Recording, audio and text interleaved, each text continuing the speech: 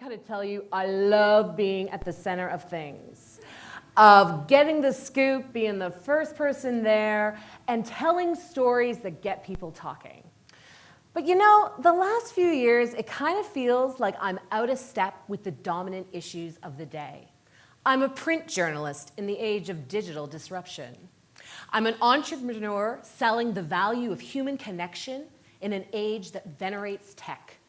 And I'm from Canada's biggest city, Toronto, but I choose to live and work in St. John, a small city here in New Brunswick on Canada's east coast, far from political and economic influence. What the heck am I doing here?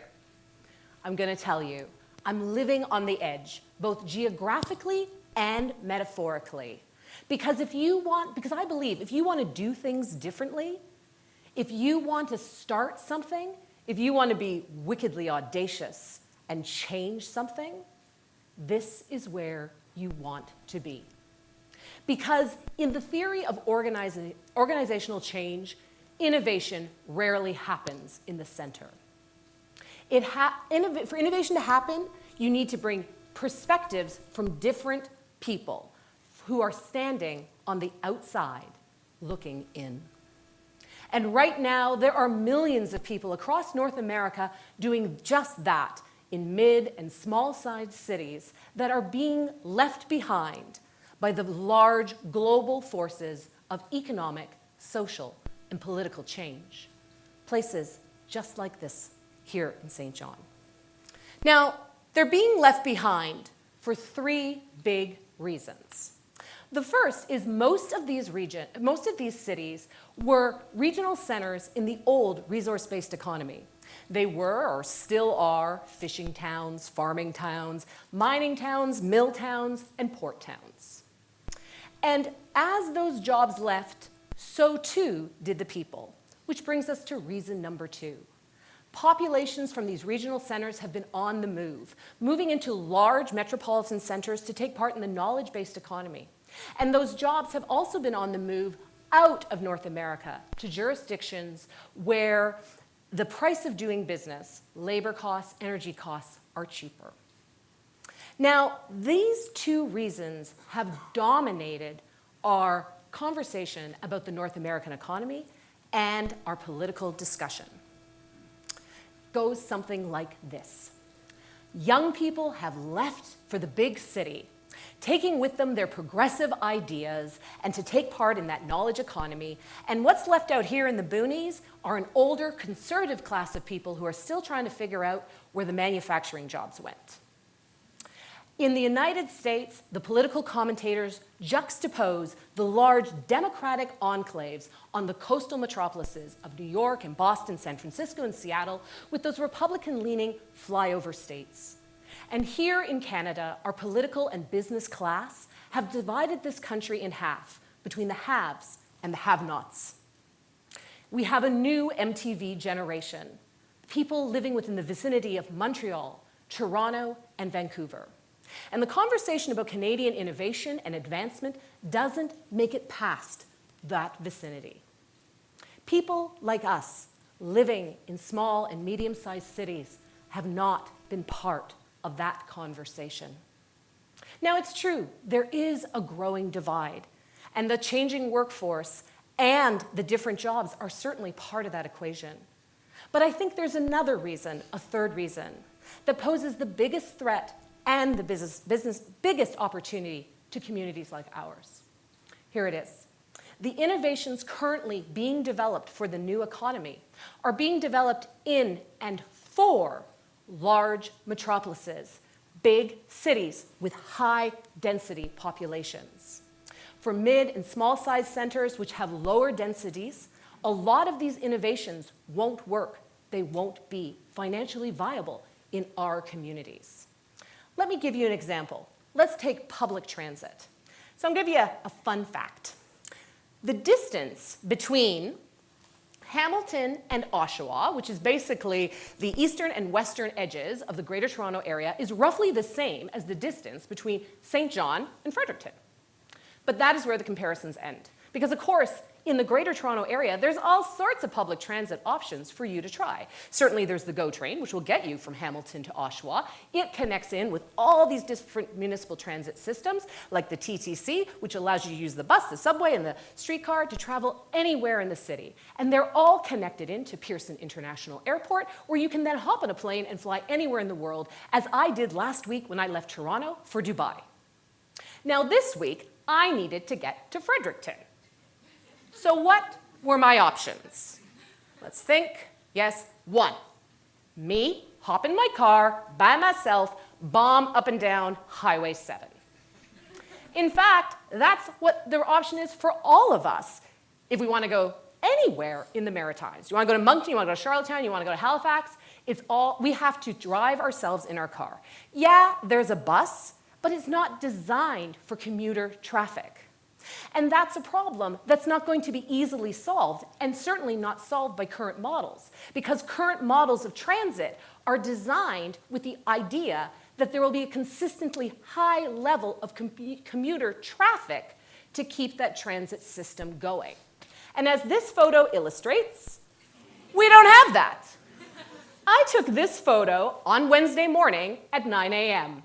TED audience, welcome to rush hour in the Maritimes. So this picture, of course, is St. John to Fredericton, and we can look at this and say, oh my God, we've got such a huge problem. But I look at this photo and I say, this is an awesome opportunity. Are you with me? Think about it. This picture was taken half an hour from this very spot, but it could have been taken anywhere in Atlantic Canada, northern Canada, the prairies, anywhere in northern New England outside of the larger Boston area, and the Midwest United States. Heck, Netflix could film the next season of Fargo up there on the Petersville Hill. Because this picture illustrates what every highway in North America looks like that is located outside of large metropolitan centers. Which means if we get creative and put our minds to it to figure out how to move all of us around this region, then there are millions of people throughout North America who would be interested in our solution because they've got that problem too. But in order for us to wrap our heads around this new way of thinking, we have to change our perspective on how we view ourselves and our place in this country and in this continent. So this is the hub and spoke model of business, and this is how the economy used to operate. How it worked was there were large centers where we shipped our products all around the world. These large centers were Toronto, Boston, Montreal, Vancouver, Seattle, San Francisco. We are the spokes, those tiny dots up there. The way the hub and the spoke model works, because the cost of production used to be so high, all the power flows in and out of that spoke. But the economy doesn't work that way anymore. But our mindset hasn't changed. We are still focused on trying to get into those big, huge centers. But those centers have moved on. They've moved on to the newer economy, the distributed network economy. Now, in a distributed network, there is no hub. Power is dispersed. There are an infinite number of connection points, which means that people, information, products, and services can travel in multiple directions, anytime, anywhere. So we are in the midst of that transition from the old economy to the new. But that transition has neither been even nor smooth. Those old, large financial hubs in that old system, they've been able to transition much faster and much easier than we have, those members of those unconnected spokes.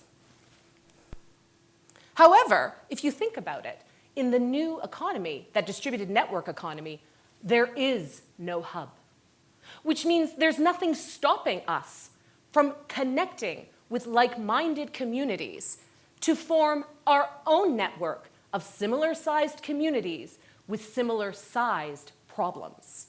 And if you think about it, that's how this whole innovation thing is supposed to work. The best ideas, the best inventions come when we are personally invested in the outcomes, when we bring new perspectives to old problems. And because there are other people out there in the world who live like us, who have the same problems, if we begin to turn our attention inward to solve our own community's problems, we will be able to reach the world. Because we have to stop looking to New York and Toronto, Boston, San Francisco, Montreal, and Vancouver to solve our problems. It's not their responsibility. They got their own problems. That responsibility is ours. And as we begin, if we dare to seize on this opportunity, it's important for you all to remember that very special perspective that you bring to this age of innovation. A view from the outside looking in. So, I am often asked, in this time of great change, who is going to lead us? That is the easiest answer of all. You will. Because our problems are too large, too complicated for any one person or group to solve.